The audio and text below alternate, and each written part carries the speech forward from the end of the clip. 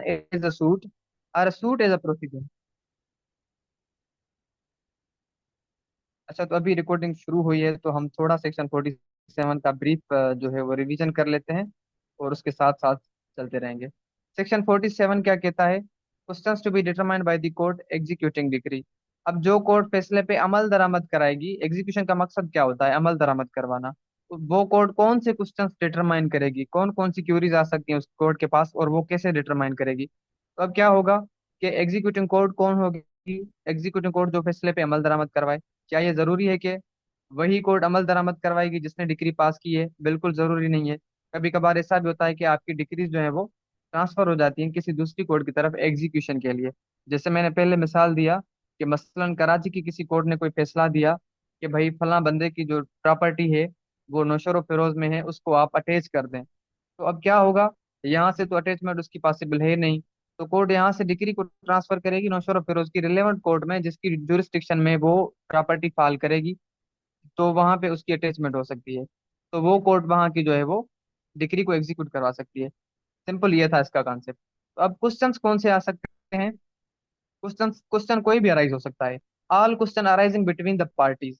उन पार्टीज के बीच में जो भी क्वेश्चन अराइज होगा to the suit in which the decree was passed are their representative and relating to the execution, discharge or satisfaction of decree। अब execution of decree तो हो गया कि भाई डिक्री पर अमल दरामद होना।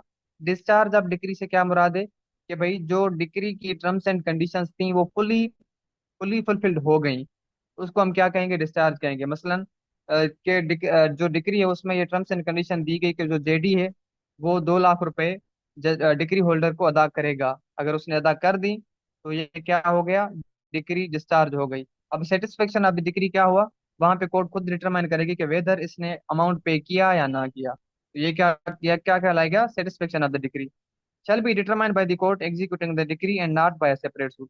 अब इस किस्म के जो क्वेश्चंस हैं, जो कोर्ट डिक्री को एग्जीक्यूट करवाएगी वो खुद ही डिटरमाइन करेगी। इसके लिए आपको किसी दूसरे सूट की तरफ जाने की जरूरत नहीं है। अब इसका सब सेक्शन 2 क्या कहता है? द कोर्ट में subject to any objection is to limitation और jurisdiction treat a suit treat a proceeding under this section as a suit or a suit as a proceeding and may if necessary order payment of any additional court fees। अब इससे क्या मुराद है कि treat a proceeding under this section is a suit or a suit is a proceeding? अब ये चीज कहना क्या चाहता है ये जो आपकी बेयर रीडिंग है? तो आप अगर इसको सिंपल पढ़ेंगे आपकी सिंपल इंग्लिश में तो आपको ये चीजें समझ में नहीं आएंगी। अब हम थोड़ा समझते हैं कि प्रोसीडिंग और सूट में इससे क्या मुराद है। अब क्या होगा कि अगर अंडर सेक्शन 47 कोर्ट आपका कोई भी क्वेश्चन डिटरमाइन करती है कि मसलन सब सेक्शन 1 में है कि आया कोई पर्सन जो है वो लीगल रिप्रेजेंटेटिव है या नहीं है किसी शख्स का, तो वो क्या कहलाएगा? अंडर सेक्शन 47 में जब कोर्ट डिटरमाइन करेगी तो आप इसको प्रोसीडिंग कहेंगे। अगर कोर्ट के पास ऐसी कोई पेचीदगी आ जाती है जहां पे उस किस्म के सवाल की डिटर्मिनेशन बहुत मुश्किल हो जाती है, या कोई बंदा लीगल हेयर किसी पार्टी का है या नहीं है, उसके लिए अगर कोर्ट को किसी एडिशनल एविडेंस की जरूरत पड़ जाती है, या कोर्ट किसी गवाह को बुला ले, या कोई ऐसा कोई क्वेश्चन आ जाए, तो कोर्ट क्या कहती है? कभी कभार एडिशनल सूट के लिए भी कोर्ट ऑर्डर कर देती है। तो अब अगर कोई आपका सिविल सूट प्रॉपरली चलेगा अंडर दिस सेक्शन, तो वो उसके लिए आपको कोर्ट की फीस भी देनी पड़ सकती है। तो इसके हवाले से आपकी मेरे ख्याल से बात क्लियर हो गई होगी कि किसी भी प्रोसीडिंग को court as a suit treat कर सकती है और किसी भी सूट को एज अ प्रोसीडिंग ट्रीट कर सकती है। ये कोर्ट का अपना दायरा अख्तियार है। और अगर कोर्ट चाहे तो अगर किसी प्रोसीडिंग को सूट ट्रीट करे तो उसके हवाले से कोर्ट एडिशनल कोर्ट फीस भी आपसे मांग सकती है। उसके अलावा when a question arises as to whether any person is or is not representative of party, such question shall for the purpose of this section be determined by the court। अब मैंने पहले भी कहा कि अगर आया कोई शख्स किसी पार्टी का लीगल रिप्रेजेंटेटिव है या नहीं है, तो वो भी कौन डिटरमाइन करेगी? वही कोर्ट डिटरमाइन करेगी जो डिग्री को एग्जीक्यूट करवाएगी। अब इस सेक्शन में एक्सप्लेनेशन में है कि इस सेक्शन में प्लेंटिफ वो पर्सन है डिसमिस। प्लेंटिफ वो पर्सन जिसका सूट डिसमिस हुआ है। डिफेंडेंट वो पर्सन जिसके जिसके खिलाफ सूट डिसमिस हुआ है। वो पार्टीज टू द सूट कहलाएंगी। अब सेक्शन 47 में से क्वेश्चंस जो बन सकते हैं, मसलन एक क्वेश्चन मैंने ये बनाया है। As per section 47 of CPC all question arising between the parties to suit in which the decree was passed. Are their representatives and relating to execution, discharge or satisfaction of decree shall be determined by। अब कौन सी court determine करेगी, आप बता दें। अब्दुल रऊफ साहब बता दें, आसिफ साहब बता दें, अली अमन जोनी जो, अमीर इरफान, असमतुल्लाह, फिजा, सर करीम आपने साहब, ये कहा कि जो मोहसन। भी वो तो उसकी मर्जी है, एग्जीक्यूटिव सॉरी एग्जीक्यूटिंग किसी भी वो करवा सकती है ना कोर्ट से। जरूरी नहीं है सेमी कोर्ट में, आला पीस मेरे ख्याल। अच्छा, कोई और बता दे। आसिफ अली कहते हैं सी, असमतुल्लाह पिताफी सी, शहरयार अली सी, फिजा सी। अच्छा अमीर, ये सब दोस्त तो सी कह रहे हैं। सी मतलब court executing the decree and not by a separate suit.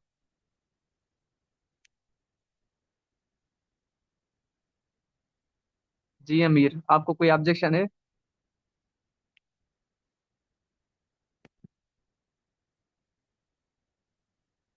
Sir मुझे थोड़ी कंफ्यूजन हो रही है। जैसे आपने पहले बोला, अगर एग्जीक्यूटिंग जो है एग्जीक्यूट करवाना चाहें किसी भी सूट को, जैसे कि सेम कोर्ट ने आपने बताया कि डिग्री पास की है, और अगर जी आपकी वही कोर्ट रेफर करती है, जी कभी कभार ऐसा सूट होता है कि एग्जीक्यूटिव के लिए दूसरी कोर्ट को रेफर करती है वही सेम ही जो है सूट। मेरे ख्याल में से मुझे ये कंफ्यूजन हो रही है कि पहले आपने ये ही बोला था कि एग्जीक्यूटिव जो भी हो एग्जीक्यूटिव दूसरी कोर्ट भी कर सकती है डिग्री। लेकिन मेरा ये कॉन्सेप्ट क्लियर नहीं हो पा रहा कि क्या अ, वही कोर्ट के अलावा भी और कोर्ट में जो है प्लेंटिफ साइड है, या कोई ऐसा बंदा जो भी हो अच्छा अमीर। डिफेंडेंट के हक में हो अच्छा या अमीर, प्लेंटिफ। आपकी आपकी जो कंफ्यूजन है ना, वो कुछ जी इस सर। तरह है कि आप शायद इसमें कंफ्यूज हैं कि एग्जीक्यूटिंग कोर्ट कौन सी हो सकती है। मैंने बिल्कुल यही बताया कि एग्जीक्यूटिंग कोर्ट कोई भी कोर्ट हो सकती है। या तो वो कोर्ट जिसने डिग्री पास की है खुद ही एग्जीक्यूट करवाए फैसले को अपने को, या तो एग्जीक्यूशन के लिए दूसरी कोर्ट को भेज सकती है। अब बात आती है कि questions to be determined by the court executing decree, यानी कि जो कोर्ट डिग्री को एग्जीक्यूट करेगी वो कौन से क्वेश्चंस डिटरमाइन करेगी। तो सवाल भी यही है, नीचे एक भी। एक एक ऑल द एक क्वेश्चंस एक और अराइजिंग भी बिटवीन द कंफ्यूजन है पार्टी। मेरी। सर एक जी और भी कंफ्यूजन है। क्या जी जी। पार्टी डिपेंड कर सकती है किसी और कोई कोर्ट में से एग्जीक्यूशन की अपील अपील जो है वो दूसरी कोर्ट में दे सकती है पार्टी, इन पर्सन जिसके फेवर में डिग्री आती जिसकी फेवर में डिग्री आती है, क्या वो डिग्री डिग्री के एग्जीक्यूशन के लिए दूसरी कोर्ट में जा सकती है, आपका ये कहना है? है? Yes sir. नहीं नहीं नहीं नहीं। जो कोर्ट डिग्री पास करेगी आप उसी को ही एप्लीकेशन देंगे। मगर अगर आप डिग्री को ट्रांसफर करवाना चाहते हैं तो फिर ये अलग चीज़ है कि जो, तो फिर आपकी कोर्ट अगर आपकी एप्लीकेशन को कंसीडर करती है और डिग्री को ट्रांसफर करती है, तो फिर जो ट्रांसफरी कोर्ट होगी वो खुद अमल दरामद कराएगी। मगर आपको एप्लीकेशन उसी कोर्ट को देनी है जिसने डिग्री पास की है। Okay sir, thank you. तो अच्छा, इस सवाल का जो जवाब है वो बिल्कुल section C, sorry, option C जिन दोस्तों ने बताया है वो बिल्कुल सही है। Court executing the decree and not by a separate suit. अच्छा, अब हम चलते हैं सेक्शन 75 की तरफ। Power of court to issue commissions. अब ये कमीशन से क्या मुराद होती है? सबसे पहले तो जो ना किसी सेक्शन का जो टाइटल है, हम उस, एक सेकंड,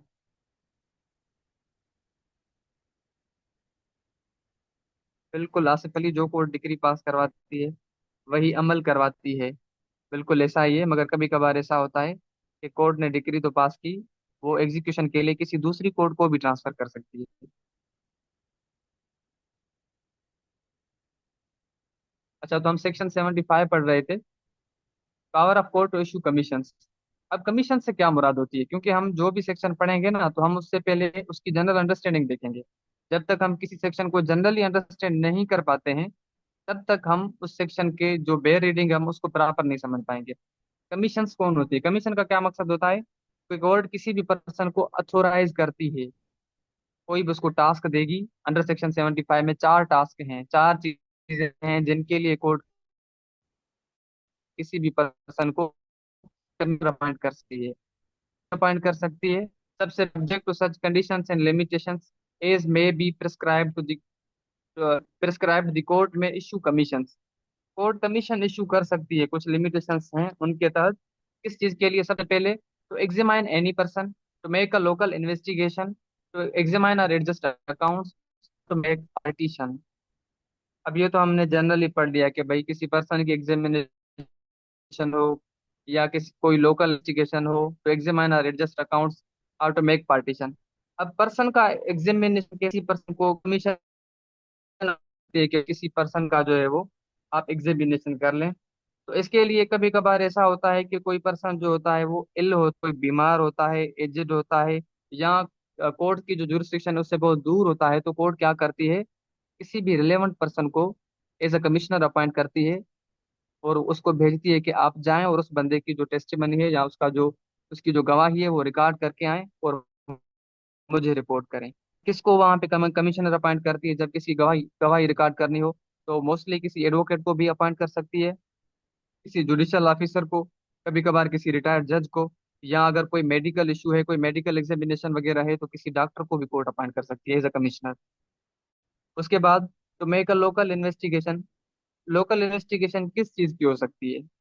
लोकल इन्वेस्टिगेशन किसी प्रॉपर्टी की हो सकती है, किसी प्रॉपर्टी की बाउंड्री के हवाले से, किसी प्रॉपर्टी की मेजरमेंट के हवाले से, किसी प्रॉपर्टी की फिजिकल कंडीशन के हवाले से भी कोर्ट किसी को भी जो है वो एज अ कर सकती है। और मोस्टली जो गवर्नमेंट सर्वेस होते हैं उनको कोर्ट भेजती है, आप जाएं और ये चीजें करके आएं और नोट करें। उसके अलावा, तो एग्जामाइन आर एडजस्ट अकाउंट्स, इससे क्या मुराद होती है कि आपके जो फाइनेंशियल सेटलमेंट्स होती हैं या आपके डिस्प्यूट जो हैं वो किसी पार्टनरशिप के हवाले से होते हैं, तो उनको डिटरमाइन करने के लिए भी कोर्ट आपकी कमीशन को अपॉइंट कर सकती है, किसी को भी कमिश्नर अपॉइंट कर सकती है। तो मेक अ पार्टीशन, इसमें क्या आता है कि अगर कोर्ट ने किसी किसी पर्सन के खिलाफ कोई डिग्री दे दी है और आपकी जो प्रॉपर्टी है उसको कोर्ट ने डिवाइड कर दिया है, पार्टीशन तो हो गई। अब क्या जज साहब खुद जाएंगे और वहां पे देखेंगे कि भाई अमीर इरफान को है जो वो 10 एकड़ आते हैं, और किसी दूसरे जो हमारा दूसरा दोस्त है उसको कोई 3 एकड़ आने हैं, इतने जो है वो उसकी इतनी मेजरमेंट होगी? जज साहब खुद तो नहीं जाएंगे। क्या कोर्ट क्या करती है, किसी पर्सन को अपॉइंट करती है कि आप जाएं और इस प्रॉपर्टी की प्रॉपर पार्टीशन करें एज पर डिग्री। तो यही सेक्शन 75 है। इस सेक्शन 75 में से अगर क्वेश्चन की बात की जाए, तो सेक्शन 75 में से क्वेश्चन कैसे आ सकता है? तो सेक्शन 75 में से क्वेश्चन ऐसे आ सकता है कि सिविल कोर्ट में issue a commission for all of the following except. इसका कोई जवाब दे दें।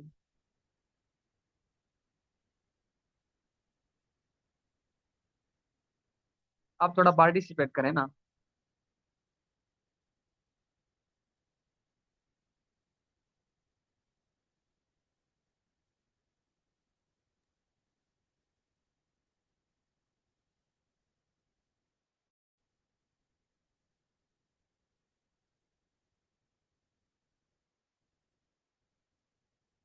ठीक आ रही है आपको?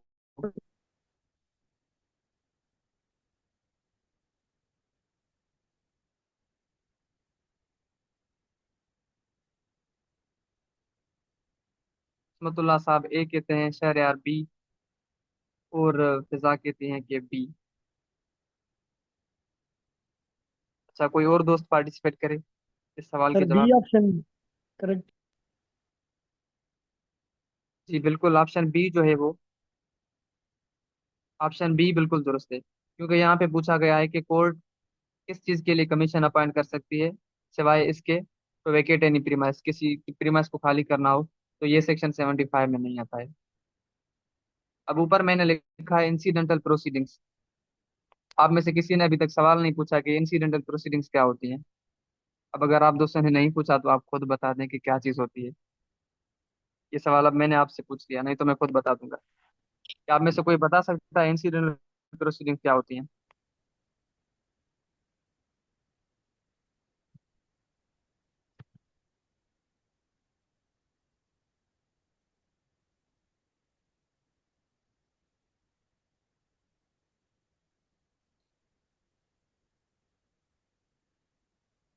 जहाँ पे शायद मेरे ख्याल में सर इशू राइज हुआ हो, उसकी प्रोसीडिंग चल रही हो, ये भी हो सकता है मेरे ख्याल में। जी अमीर।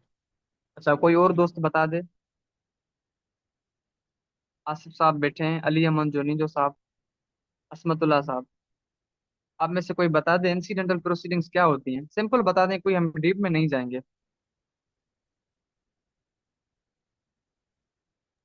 सर आई थिंक कि किसी बंदे को जो है ना हायर करना, जो केस में मुतल्लिक कोई बात हो तो उसको हायर करना। जैसे कोई, या ऐसे समझें कि जैसे कोई ऑफिसर होता है, मुख्तियार कार हो गया रेवेन्यू का, या कोई ऐसा मसला है जिसको कोर्ट नहीं जा सकती, जैसे जज वगैरह एग्जामाइन नहीं कर सकते, तो उस जगह पे जो है ना वो मुख्तियार कार या कुछ रेवेन्यू को जो है सब ऑर्डिनेट जो होते हैं उनको भेजना, बंदे हायर करना।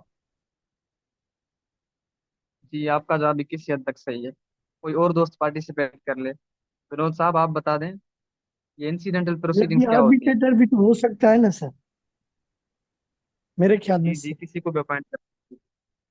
मैं तो जनरली पूछ सर, रहा हूँ कि इंसिडेंटल प्रोसीडिंग से मुराद क्या है, क्योंकि जब आप सेक्शन 75 खोलेंगे ना बेयर एक्ट में, तो वहां पे ऊपर ऊपर लिखा होगा इंसिडेंटल प्रोसीडिंग्स। ये होती क्या है।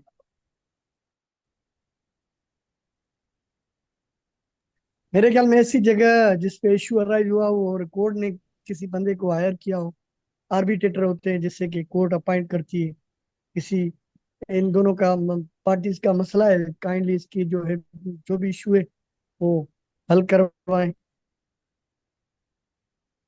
ठीक है, कोई और दोस्त बता ले।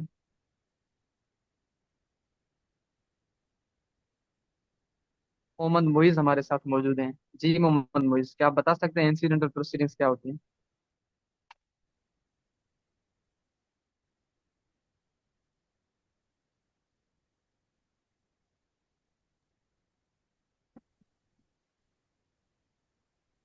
अच्छा, तो इंसिडेंटल प्रोसीडिंग्स से क्या मुराद होती है। जब आपका केस चल रहा होता है, तो केस के बीच में अगर कोई कोर्ट ने कोई मसलन कमीशन का हमने अभी जिक्र किया, कोर्ट ने किसी को कमिश्नर अपॉइंट कर दिया कि भाई आप जाएं फलां बंदे का जो है वो अ, फलां बंदे का एविडेंस रिकॉर्ड करके मुझे पेश करें, या आप जाएं फलां जगह की जो इन्वेस्टिगेशन करके प्रॉपर मुझे बता दें, या इस प्रॉपर्टी की जो है वो पार्टीशन करके मुझे बता दें। अब during the course of proceedings अगर कोई ऐसे आर्डर्स जारी करती है कोर्ट, तो हम इसको इंसिडेंटल प्रोसीडिंग्स कहते हैं। ये आपके इंटीरिम प्रोसीडिंग्स भी कहलाती हैं। ठीक है, ये सिंपल यही है, इसके अलावा और कुछ भी नहीं, आप परेशान ना हो। सर रिपीट कर दें काइंड। इंसिडेंटल प्रोसीडिंग्स वो होती हैं कि जब आपका केस चल रहा हो और केस के बीच में अगर कोर्ट ने कोई मसलन कमी पॉइंट कर दी या कोई और ऑर्डर दे दिया केस के मुतल्लिक ही। ये भी तो मसलन एक प्रोसीडिंग है ना हमारी, कि कोर्ट ने कमीशन अपॉइंट कर दी कि भाई जाएं आप किसी बंदे का एग्जामिन कर लें। ये भी एक प्रोसीडिंग हो गई आपकी। तो हम इस किस्म की प्रोसीडिंग्स को इंसिडेंटल प्रोसीडिंग्स कहते ओके। हैं। ये इंटीरिम लीगल एक्शंस होते हैं कोर्ट के।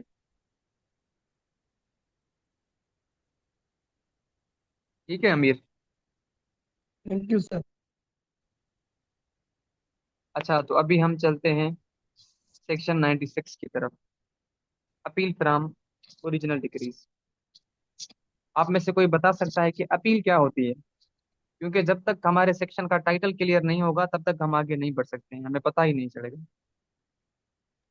सर अगर किसी के केस में अगर डिग्री पास हो जाए या जजमेंट आ जाए, तो उसको वो जो है ना क्लेम करे कि ये मेरे हक में नहीं है, तो उसको जो है ना अपील कहते हैं।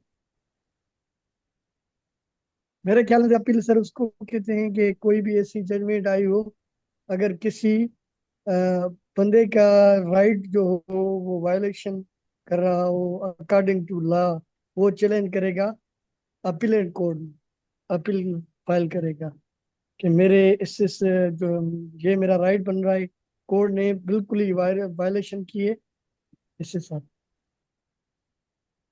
बिल्कुल बिल्कुल अमीर और असमत, आप दोस्तों का जवाब भी सही है। और अभी मैडम फिजा कह रहे हैं कि challenging of decree order at higher court.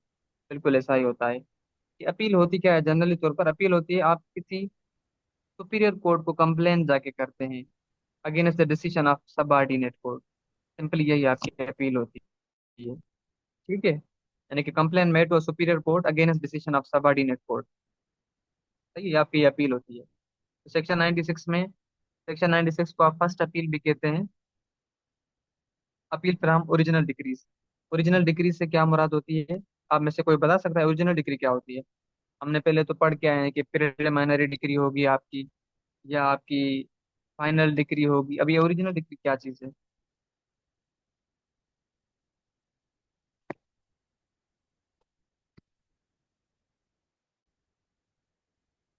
अच्छा, तो ओरिजिनल डिग्री से मुराद होती है वो डिग्री जो कोर्ट ऑफ फर्स्ट इंस्टेंस ने पास की हो।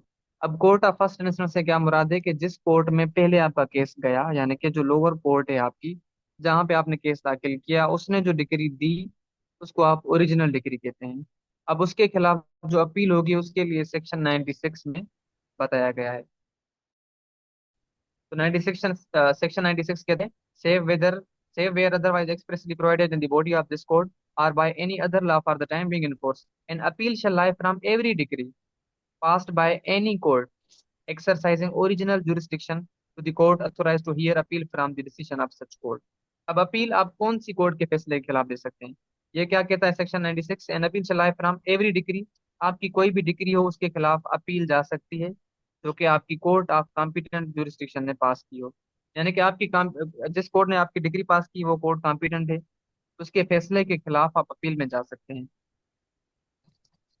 N appeal may lie from original decree passed ex parte. अब इसमें एक्स पार्टी डिग्री के खिलाफ भी अपील हो सकती है। ये एक्स पार्टी डिग्री एक नई चीज आ गई। हमने प्रिलिमिनरी डिग्री पढ़ा था, फाइनल डिग्री पढ़ा, ओरिजिनल डिग्री पढ़ गए, अभी एक्स पार्टी डिग्री आ गई। एक्स पार्टी डिग्री को अगर हम सिंपल अल्फाज में समझें तो ये यकतरफा फैसला होता है कोर्ट का। यानी कि मसलन आपने केस दाखिल कर दिया, उसके बाद अदर साइड आती ही नहीं है, तो कोर्ट क्या करती है? कोर्ट यकतरफा फैसला दे देती है। अब अगर एक्स पार्टी डिसीजन हो गया तो उसके खिलाफ भी आप अपील में जा सकते हैं। मगर इसका सब सेक्शन 3 जो है वो बहुत ज्यादा इंपॉर्टेंट है कि no appeal shall lie from a decree passed by the court with consent of parties. अब अगर पार्टीज ने आपस में बैठ के कंसेंट दे दी, किसी भी डिस्प्यूट को कंसेंट दे के किसी भी डिस्प्यूट को हल कर दिया, तो उसके खिलाफ क्या अपील हो सकती है? जी अमीर, पार्टीज ने कंसेंट दे दी, क्या अब अपील होगी? सर आई थिंक तो नहीं होगी सर। जो तो इस वजह से कि उनकी कंसेंट से ही जो है ना डिग्री पास हुई है। बिल्कुल कंसेंट तो हो गई। Sir again repeat sir. मैं कह रहा हूँ कि अगर इन पार्टीज ने आपस में बैठ के किसी डिस्प्यूट को हल कर दिया थ्रू कंसेंट, उन्होंने आपस में बैठ के कंप्रोमाइज कर लिया, कंप्रोमाइज के बाद डिग्री पास हो गई, तो क्या उस डिग्री को आप अपील में जाके चैलेंज कर सकते हैं?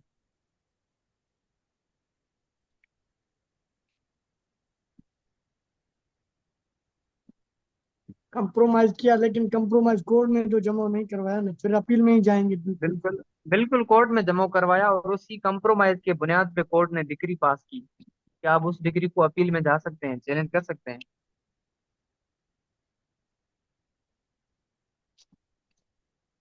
फिर तो सर कोई डिसीजन उसके अगेंस्ट भी दिया या ऐसे कोई उनके फेवर में ही दोनों के कोई भी डिसीजन डिसीजन दिया? आया, पार्टीज आपस में राजी हो गई, मसलन आपने आ गए मेरा तो आपके फिर तो खिलाफ कोई नहीं जा क्लेम सकते मसलन क्योंकि मेरा आपके कंप्रोमाइज खिलाफ जमा कोई हो गया क्लेम ऑलरेडी बनता था। कोर्ट।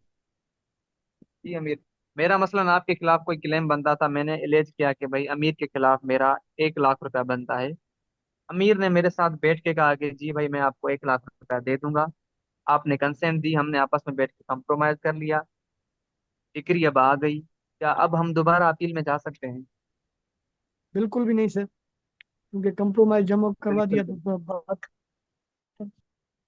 अच्छा, ये जनरल प्रिंसिपल है सेक्शन 96 क्लास का कि आप अगर आप कंप्रोमाइज हैं या कंसेंट, इसको आप कंप्रोमाइज डिग्री भी कह सकते हैं, कंसेंट डिग्री भी कह सकते हैं। अब अगर कोई ऐसी डिग्री कोर्ट पास करती है तो आप उसको चैलेंज नहीं कर सकते हैं, मगर इसकी कुछ एक्सेप्शंस भी हैं जो कि आपको नोट कर लेनी चाहिए। एक्सेप्शन नंबर 1, ऐसा भी हो सकता है कि जो कंसेंट आपसे ऑब्टेन किया गया वो तो थ्रू फ्रॉड किया गया, आपके साथ फ्रॉड हो गया। मसलन अमीर ने मुझे कहा कि भाई मैं आपको 1 लाख रुपया दे रहा हूँ, ये मेरा चेक उठा लें, अगले महीने आपका चेक पास हो जाएगा। अब क्या हुआ? डिग्री भी आ गई, अब चेक तो पास हुआ नहीं, अमीर ने मेरे साथ कर दिया फ्रॉड। अब क्या होगा? क्या मैं अब जा सकता हूँ अपील में? बिल्कुल जी। नहीं सर। जी सर आप जा सकते हैं, आपका हक है सर। अब जो है जा तो सकते हैं। क्योंकि फ्रॉडुलेंट हो गया हाँ क्यों, है। बिल्कुल बिल्कुल। कंसेंट जो मैंने दी थी, उसमें उसमें तो फ्रॉड आ गया। अब अगर कभी कभार ऐसा भी होता है कि अमीर ने मुझसे कंसेंट दी कि भाई मैंने आपको ये 1 लाख रुपया दे दिए हैं, अमीर आता है मेरे सर के ऊपर आके पिस्टल रखता है कि आपने कोर्ट में ये मुझे साइन करके देना है कि मैंने आपको 1 लाख रुपया दे दिया है। अनड्यू इन्फ्लुएंस का फैक्टर आ गया, कोरियन आ गई, मैंने तो साइन करके दे दिया। अब क्या होगा कि मैं दोबारा चैलेंज कर सकता हूँ इस डिग्री को? सर आप कर सकते हैं, आपको थ्रेट दिया गया है ना, तो उसकी वजह से आप कर हाँ सकते हैं। बिल्कुल, कभी कभार ऐसा भी होता है, क्योंकि हमने जनरल तो ये पढ़ लिया ना कि भाई अगर कंसेंट आ गई तो आप अपील में नहीं जा सकते हैं। मगर एक्सेप्शन, अगर एक्सेप्शन जो है वो होती रहती है हर चीज की। There there there is a rule, there is exception. तो आप ये भी चीजें नोट कर लें कि अगर कंसेंट आपकी through fraud, miss representation, undue influence से ली गई हो, तो ऐसी कंसेंट डिग्री की कोई कानूनी हैसियत नहीं होगी। आप दोबारा अपील में जा सकते हैं। क्या आपकी बात क्लियर हुई? Yes sir. Yes sir, clear. अच्छा, इसमें सवाल बनता है, as per section 96 of CPC an appeal shall lie from. अब सेक्शन 96 में अपील किस चीज से अपील जो है आपकी लाई करेगी? फ्रॉम ऑर्डर्स, और फ्रॉम प्रिलिमिनरी डिग्री ओनली, या every decree passed by competent court, और judgment by the original, judgment by the court of first instance. यहाँ पे ओरिजिनल कोर्ट मैंने दिया है, इसका सर ऑप्शन सही कौन आई सा है? Think judgement, judgement sir. Every decree मेरे ख्याल। जी, कोई और बता जजमेंट दे। By the original court sir, first court.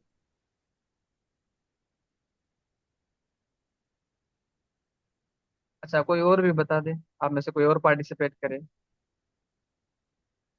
Moman option ताहा था। एहसन। सी। मोमन ताहा एहसन, आप बता लें।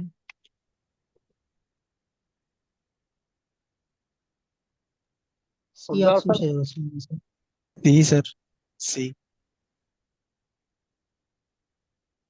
अच्छा, सी। बिल्कुल, ऑप्शन सी जो है वो दुरुस्त है। समझे वाली। अच्छा, दूसरी मेन बात आप थोड़ी ये भी नोट कर लें, अपील जो होती है आपकी हमेशा डिक्रीज के खिलाफ होती है। ठीक है। और उसके अलावा section 96, as per section 96 3 of CPC, no appeal shall lie from the decree pass by the high court, by Tama court beha. Without consent of parties, by court with consent of parties. None of the above is correct. Option C sir सही है। By court with consent of parties. जी बिल्कुल। कोई मार और बता option दे। सी sir. हाल भीतर खाएगी तो मार रखा। अच्छा, इसमें आएगा bye the court with the consent of party, यानी कि जब कंसेंट डिक्री आपके पास हो गई तो उसमें अपील नहीं होती है। मगर मैंने आपको फिर भी कुछ एक्सेप्शन जो हैं वो बता दिए हैं। अभी हम सेक्शन 104 की तरफ चलते हैं, orders from which appeal lies. कभी कभार जो ऑर्डर्स हैं आपके, उनके खिलाफ भी अपील जाती है। सेक्शन 104 में एक सीरीज ऑफ सेक्शंस दी गई है, उसमें बताया गया है कि फला फला जो है आपके सेक्शंस के तहत अगर कोई ऑर्डर पास करती है तो कोर्ट, तो उसके खिलाफ आप अपील में जा सकते हैं। सेक्शन 104 में से मोस्टली जो है वो 90% गेट में कोई सवाल आता नहीं है, 10% आता है, तो वो भी कौन सा आ सकता है वो भी नीचे मैंने दिया है। इसमें नीचे दिए गए ऑर्डर्स हैं कुछ। An order under section 35A, under section 47 जो अभी हमने पढ़ा, questions to be determined by the court. An order under section 91, 92, public nuisance के हवाले से कोई कोई केस सूट होता है आपका, ऑर्डर अंडर सेक्शन 95 हो गया। और इस किस्म के बहुत जो सीरीज है आपकी, आपको याद करने की कोई जरूरत नहीं है इसको, ना ही इसको मजीद डीप में जाने की जरूरत है, क्योंकि इस सेक्शन में से सवाल आने के चांसेस बहुत कम होते हैं। अगर सवाल आएगा भी तो इसका जो सब सेक्शन 6 है, an order made under rules from an appeal is express, sorry, sub section 5 है मेरे ख्याल से। An order under any of the provision of this code imposing a fine or directing the arrest or detention in civil prison of any person except where such a-। ठीक है, तो आप इसको थोड़ा नोट कर लें। अगर कोई ऐसा ऑर्डर कोर्ट जारी करती है जिसमें आपके ऊपर कोई फाइन वगैरह इम्पोज किया गया है, या कोर्ट ने डायरेक्शन दी है कि इस बंदे को अरेस्ट करके सिविल प्रिजन में डिटेन कर दें, लिखना उसके खिलाफ भी आप अपील में जा सकते हैं। इसमें से सवाल जो है वो कौन सा बन सकता है, जैसे मैंने नीचे आपको बताया है, एज पर सेक्शन 104 सब section 6 of CPC, an appeal dash against an order under any of